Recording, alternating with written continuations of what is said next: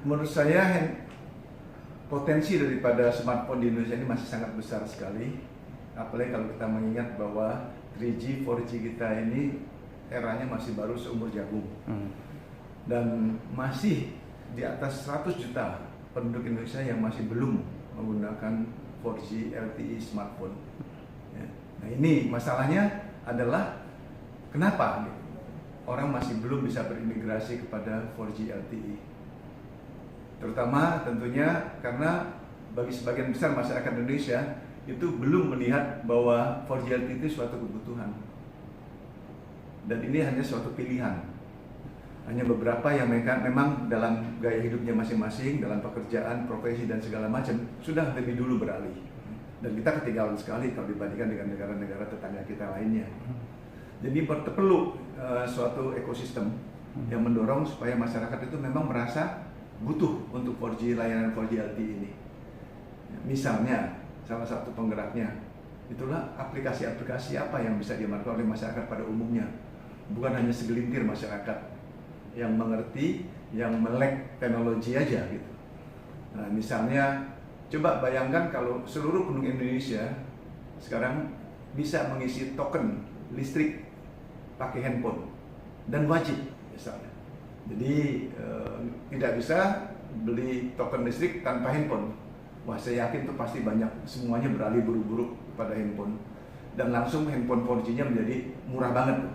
Karena 100 juta masyarakat yang perlu butuh kan gitu. Ya, lihat aja seperti jalan tol kan, kalau sudah berapa tahun kita jalan tol punya jalur cepat dengan menggunakan e-money.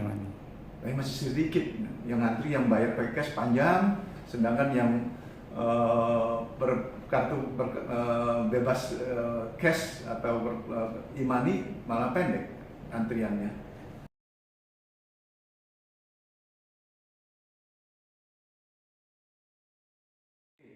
Banyak sekali merek-merek handphone berada di Indonesia yang sudah dengan teknologi paling mutakhir.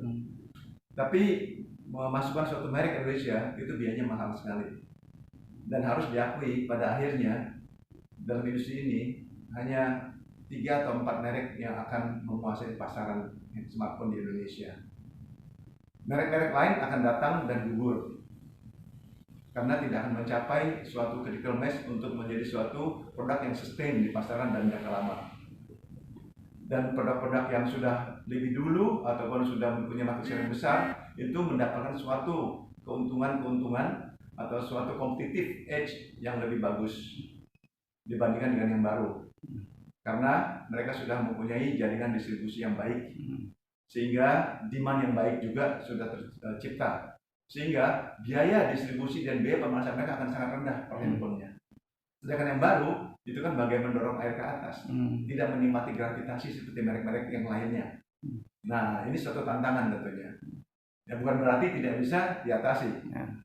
Ya, nah, Nubia melihat celah ini bahwa ya memang sudah banyak merek, 4 besar sudah beredar dan banyak lain yang belum kita lihat datang dan tumbuh hilang berganti. Tapi kalau kita mau masuk ke pasar Indonesia harus mempunyai suatu perbedaan, suatu hal yang berbeda yang bisa menarik perhatian para konsumen. Dan disinilah Nubia cukup jeli untuk mengambil celah, yaitu fotografi, kamera kemampuannya yang sangat luar biasa dan sangat unik dan dipatenkan oleh Nubia sendiri dan tidak dimiliki oleh handphone manapun juga, baik yang sudah mapan maupun yang baru-baru bermunculan. Nah, di sini Nubia berhasil merebut perhatian di antara dan menyuap di antara puluhan merek yang ada di Indonesia ini. Jadi dengan demikian saya lihat bahwa Nubia bisa mempunyai kemungkinan untuk berhasil di pasar ini.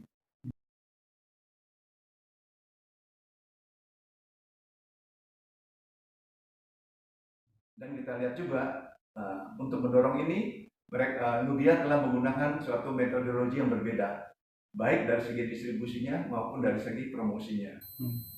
Dari distribusinya, Nubia memulai dengan suatu distribusi yang memang masih diperdebatkan sekarang ini, tapi sudah harus dibuktikan apakah pemasaran melalui online saja cukup untuk masyarakat di Indonesia. Di luar negeri ini terbukti ampuh.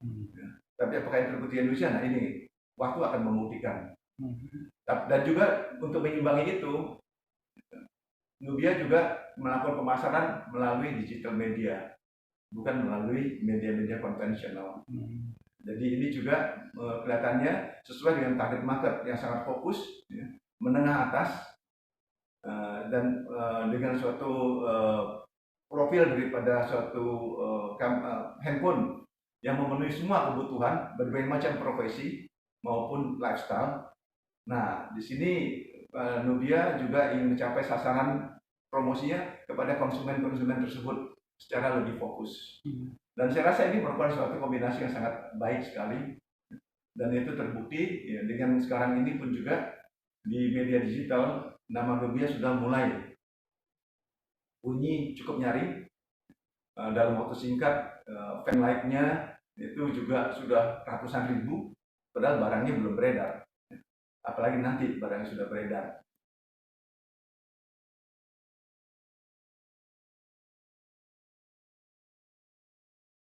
Tapi Nubia juga cukup percaya juga bahwa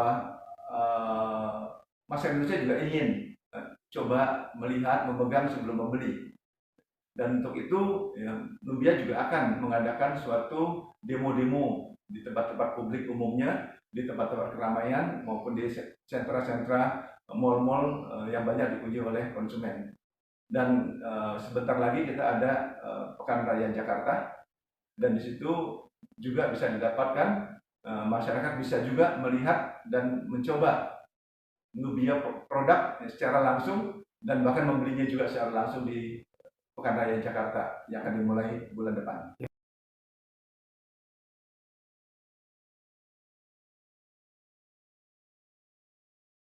Infrastruktur sudah siap, palaparan ring kita dalam waktu dekat sudah siap, perangkat sudah lebih mendahului, kita kan terlambat ini. Gitu. Jadi ekosistem yang lain DNA-nya sudah ada, aplikasinya sudah ada, tapi bagaimana memasyarakatkan hal tersebut kepada semuanya, ya. Sehingga orang itu tidak menggunakan handphone seperti hanya untuk SMS-an ataupun teleponan doang. Ya, contohnya negara-negara lain kan, apakah di Singapura bahkan di China itu mereka sudah nggak bisa tinggalkan rumah tanpa handphone.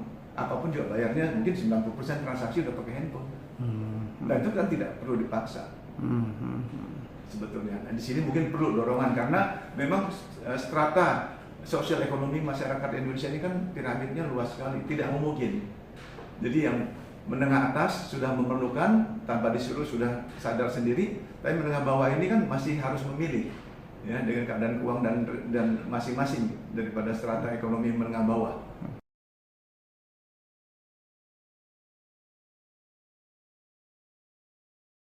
Itu sudah jalan kan, bisa streaming, bisa video, media sosial, itu secara natural sudah jalan sendiri, ya kan? Tapi mungkin tidak semua penduduk Indonesia kelompok anak muda tersebut, ya. Orang-orang yang masih banyak yang tradisional, lifestyle-nya masih belum, nggak semuanya mau berubah kan. Nah itu mungkin perlu ada dorongan lain, ya. Hiburan saja bagus dan itu terbukti berhasil, tapi tidak cukup untuk masyarakat di Indonesia ini.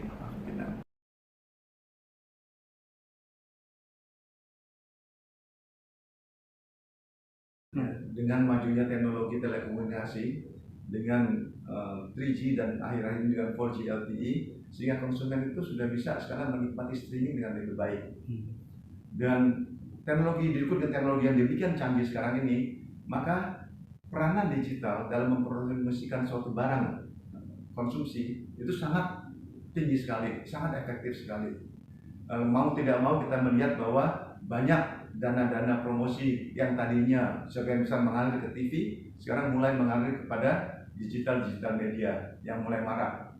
Dan keunggulan daripada digital media adalah bahwa konsumen itu bisa berinteraksi, konsumen itu bisa dipilih-pilih berdasarkan analitik datanya sesuai dengan target market yang diinginkan oleh suatu produk. Dan juga harga daripada promosinya maupun biaya daripada promosi itu relatif saat ini masih lebih murah untuk mencapai jutaan pelanggan dengan suatu kombinasi daripada blogger-blogger atau vlog yang ada di Indonesia pada saat ini yang sudah mulai sangat aktif dan marak. Dan kalau kita lihat sekarang sudah banyak sekali bermunculan artis-artis yang bergerak di digital media yang mungkin nggak kalah dengan tadinya artis-artis yang muncul sebagai model-model di iklan-iklan TV. Dan itu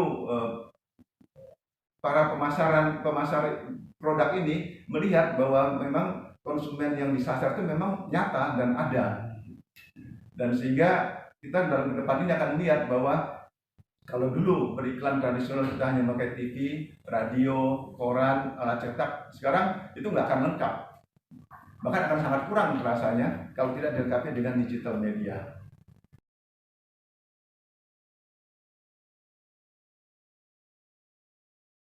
Jadi dengan melihat, menganalisa pasar di Indonesia ini, habit daripada konsumen di Indonesia, merek-merek yang sudah beredar, dan kemampuan daripada teknologi yang diusung oleh Nubia ini sendiri, maka Nubia pada pertama ini memasarkan 3 segmen pasar sekaligus dibidik. Pertama tentunya adalah pasar-pasar yang menengah atas, yang memang itu asal usulnya Nubia adalah di sana. Di negara asalnya Nubia itu memang sasarannya adalah handphone lux, handphone yang canggih dengan teknologi yang paling canggih, dengan 65.000 paten yang dimilikinya dan kemampuan teknologinya, sehingga mampu memproduksi handphone yang betul-betul yang berkualitas tinggi, yang berteknologi yang paling mutakhir.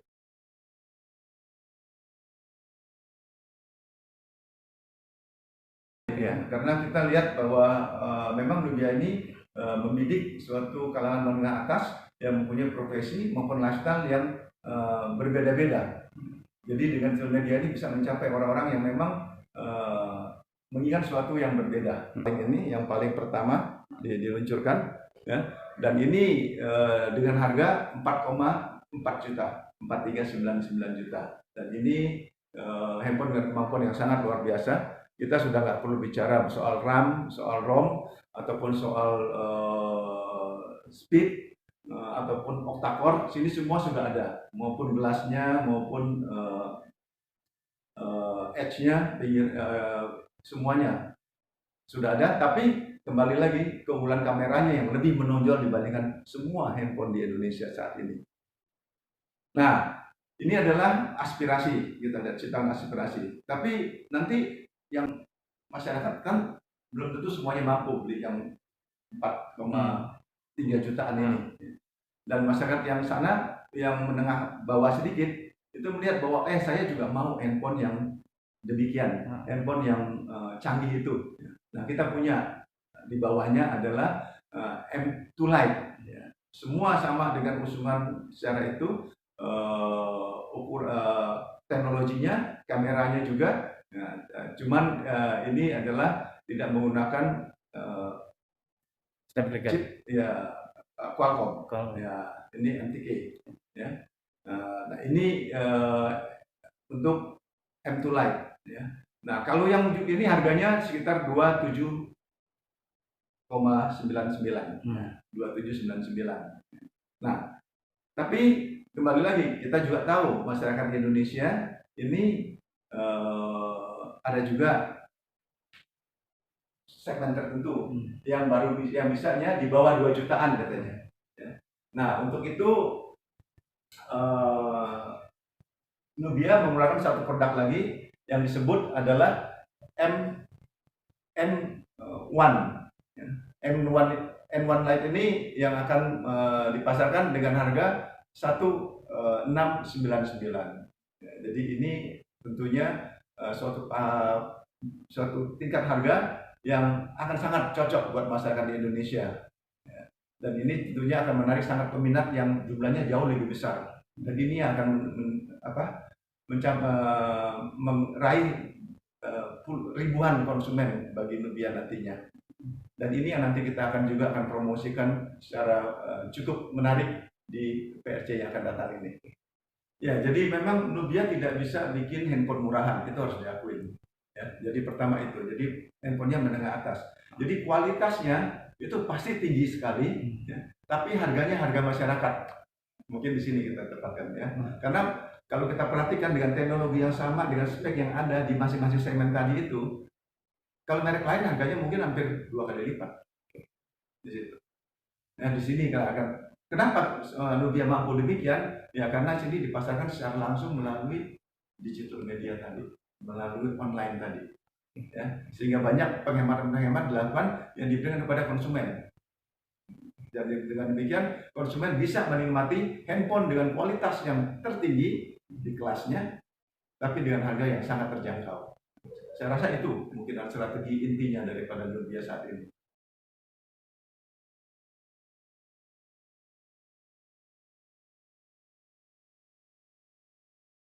Ya, jadi mungkin saya sudah terlanjur cinta, dapat dikatakan, kepada industri telekomunikasi ini. Walaupun background saya pada awalnya adalah daripada fast moving consumer good, yang di berbagai macam produk sudah saya pasarkan di Indonesia ini. Beberapa produk bahkan pionir di masyarakat di Indonesia, mulai dari perishable good sampai pada produk konsumsi lainnya, sampai ke hardware juga, sampai ke education, buku dan segala macamnya, fashion.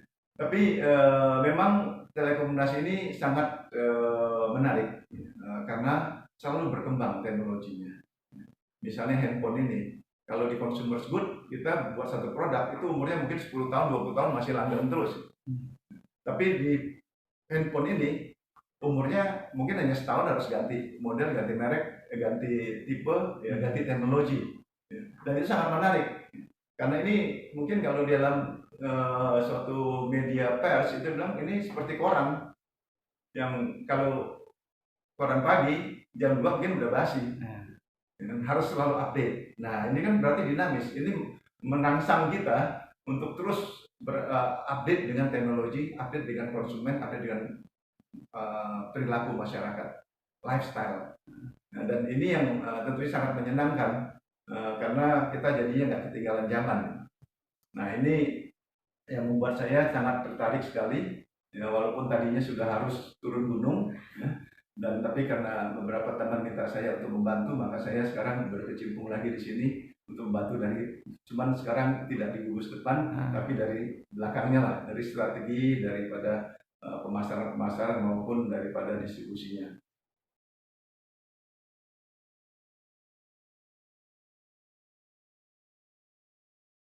Untuk anak muda di era digital ini harus bisa betul-betul melihat banyak sekali peluang bisa diciptakan. Banyak sekali peluang bisa diciptakan dengan dukungan teknologi yang ada saat sekarang ini, dengan infrastruktur yang tersedia pada saat sekarang ini. Ya, jangan berhenti untuk bermimpi, jangan berhenti untuk melihat dengan mata yang lebih jernih dan fokus. Ya. Kadang-kadang kita mungkin kelihatannya sudah banyak yang dilakukan, kadang-kadang kita hanya me too juga, kadang-kadang kita hanya ikut-ikutan. Ya. Tapi kita bisa lihat bahwa banyak hal-hal yang dilakukan sekarang ini mungkin belum sempurna, dan peranan daripada anak-anak muda sekarang ini adalah bagaimana untuk melihat yang sudah dilakukan tapi membuatnya lebih sempurna lagi, dan terobosan-terobosan apa yang bisa dicapai. Saya rasa 1001 kesempatan makin ada. Kalau dan kita juga tidak hanya kalau dulu kalau kita buka warung, ya itu pangsa pasarnya orang yang lewat di warung itu aja, di jalan yang kita buka warung.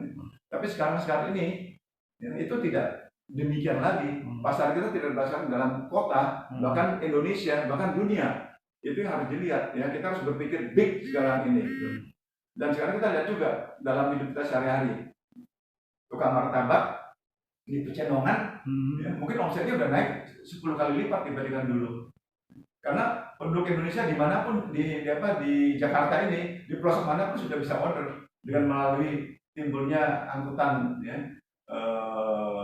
sepeda motor, ya, yang dengan sangat mudah kita pesan melalui aplikasi dan 1 jam kemudian barangnya sampai di tempat kita. Nah itu kan berarti membuka pasar. Nah itu yang tidak terbayangkan mungkin selama ini. Banyak sekali sekarang kafe-kafe, ya, tempat-tempat nongkrong yang menjadi populer karena dipasarkan secara digital. Dan itu biayanya tidak begitu tinggi. Cukup dengan suatu viral news yang dilakukan, nah itu langsung. Dan juga anak muda ini kan suka sekali ngoprek-ngoprek, explore, ya, dan itulah yang harus dimanfaatkan.